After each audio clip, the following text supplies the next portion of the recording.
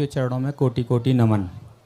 हे गुरुदेव, हमारी जिज्ञासा है कि जैसे पंचम काल में चतुर्थ निकाय के देवों द्वारा समूह शरण में दिव्य देशना का खिरना, देवों द्वारा नियम बनाए जाना, मंदिर की मूल नायक वेदी पर सिर्फ 2 लोग ही अभिषेक करेंगे।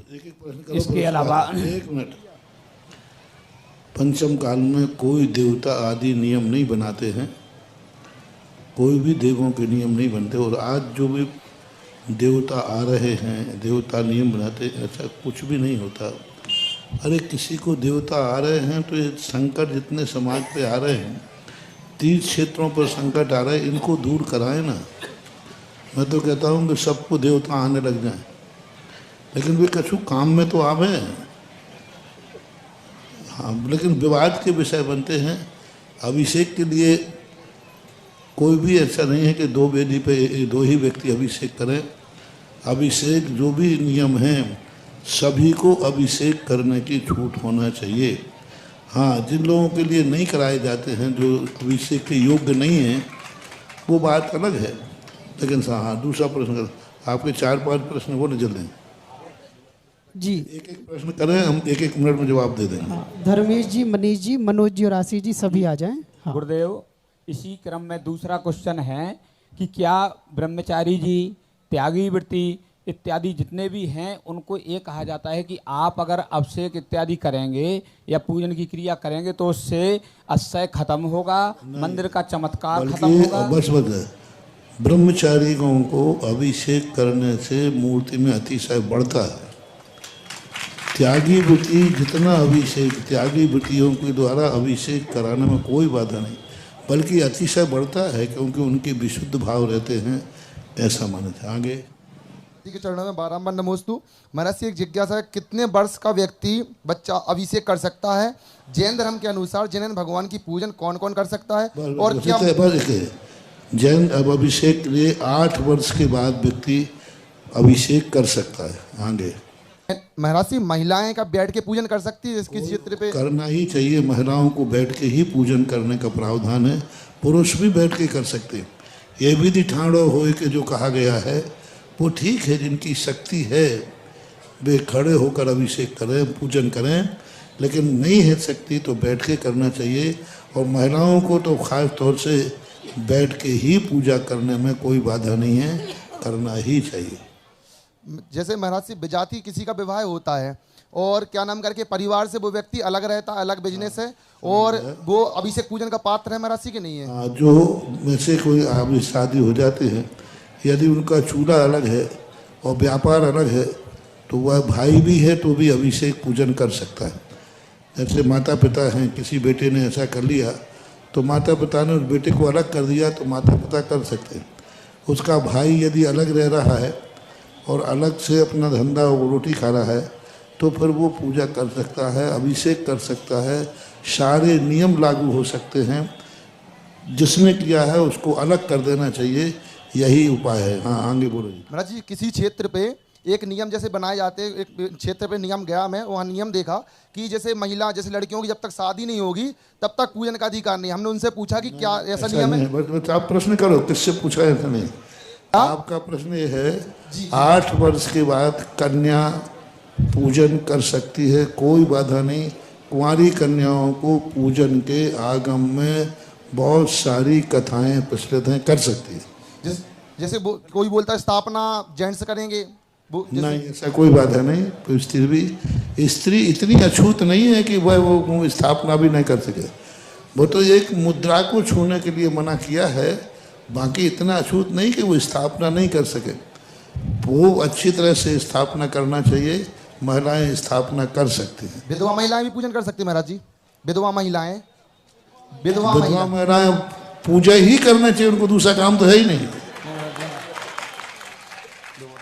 विधवा महिलाओं को बहुत अच्छी तरह पूजन करना चाहिए। हाँ, जो पंचकर्णा के जो इंद्र वगैरह बनाए जाते हैं पात्र, उनमें पात्र नहीं बन पाएगी, लेकिन पंचकर्णा की पूजा में तो बैठेगी, सिद्ध चक्र मंडल विधान की पूजा में बैठेगी।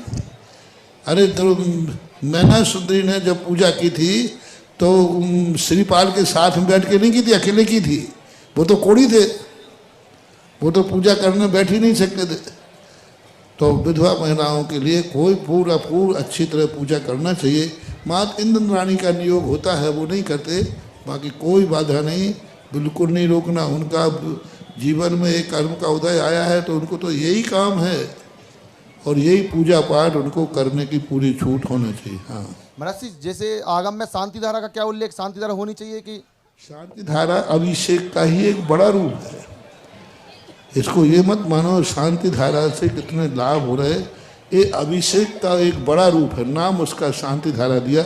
शांति धारा भी आगम में कई स्थानों पर नाम आया। मांगनंदी महाराज ने खुद इसी में शांति धारा शब्द लिखा है। और भी शास्त्रों में आते शांति धारा का नाम परिवर्तन करके बड़ा अभिषेक कर लो उसको, ठीक है। जिनको शांति धारा से एलर्जी है तो उसका नाम कर दो बड़ा अभिषेक।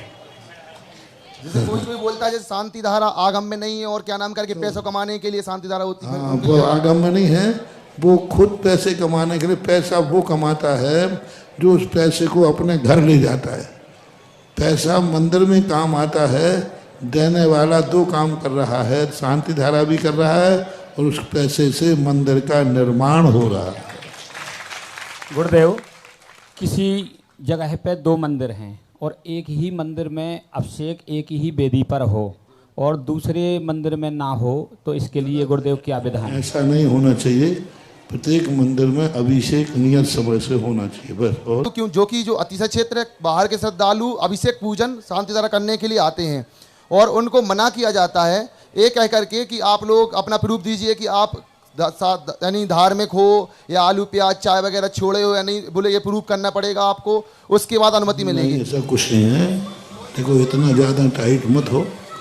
बाहर के यात्रियों को अभिषेक करने में अब ठीक करने दीजिए। अरे अभी तो आलू प्याज की तुम बात कर रहे हो, अभी तो वाइट आलू ही छोड़ दे तो यही बहुत है। आजकल तो अंडों का जमाना आ गया, कहाँ तुम आलू प्याज में अटके हो। तो ऐसा कोई भी आगम में वचन नहीं है कि इस प्रकार से नहीं। मांसाहारी हो तो बात अलग है, इस प्रकार का नहीं करना चाहिए। और लोग कहते हैं कि महाराज जी चाय पी ली तो अभिषेक कर सकता है कि नहीं। अरे भाई ज़्यादा मत करो, चाय तो पी ली तो क्या, नाश्ता भी कर लिया तो भी कर सकता है। ऐसा कोई बात नहीं है। व्यवस्थाएं बनाने से बनती है, अच्छा है कि नहीं करे, लेकिन इतना कर दो कि भाई चाय पी के आ गया तो वो अभिषेक के करने लायक ही नहीं है, ऐसा कोई नियम नहीं है। ना आगम में ऐसा कोई वचन है न लिखा है। दूसरा, कई लोग मानते हैं कि स्वधर्म ईशान को ही अभिषेक करना चाहिए। स्वधर्म ईशान को जन्माभिषेक है, नहीं, ये जन्माभिषेक नहीं है। यही तो सबसे बड़ी भूल है। ये जन्माभिषेक है तो फिर स्वधर्म इंद्र के अभिषेक के बाद इंद्राणी कपड़े पहनाती है तो कपड़े पहनाना चाहिए, मार्जन करती है तो मार्जन भी करना चाहिए। ये प्रतिमाभिषेक है, इसमें स्वधर्म इंद्र का ही अधिकार नहीं है, प्रत्येक इंद्र का अधिकार है। नंदीश्वर द्वीप में प्रत्येक इंद्र अभिषेक करता है। अकृत्रिम चैत्यालयों में प्रत्येक इंद्र अभिषेक करता है, स्वधर्म ईशान नहीं करते। किसी भी आगम में नहीं लिखा कि प्रतिमाओं का अभिषेक अकेला स्वधर्म ईशान करेगा। अरे इतने असंख्यात चैत्यालय हैं ज्योतिष विमान में, क्या स्वधर्म ईशान ही जाएगा? अब स्वधर्म ईशान इंद्र तो ज्योतिष विमान में होते ही नहीं। और जितने तारे हैं इन सब में भगवान है। भवनवासियों में कहाँ स्वधर्म ईशान बनेंगे वहाँ? पर वहाँ के सारे देवता अभिषेक करते। नित्य पूजवत लोय परिणति में सब आचरण लिखा है, प्रत्येक देवता नित्य प्रतिदिन अभिषेक करते हैं, सभी देवता। इसलिए स्वधर्म ईशान ही बना के नहीं, सभी श्रावकों को अभिषेक करने का अधिकार होना चाहिए। कौन से कर्मों का बंद होता? रोकता है तो महान अंतराय कर्म का बंद होता है। पर वो ऐसी दशा में पहुंचता है कि वो स्नान करने लायक भी पानी नहीं मिलता उसको।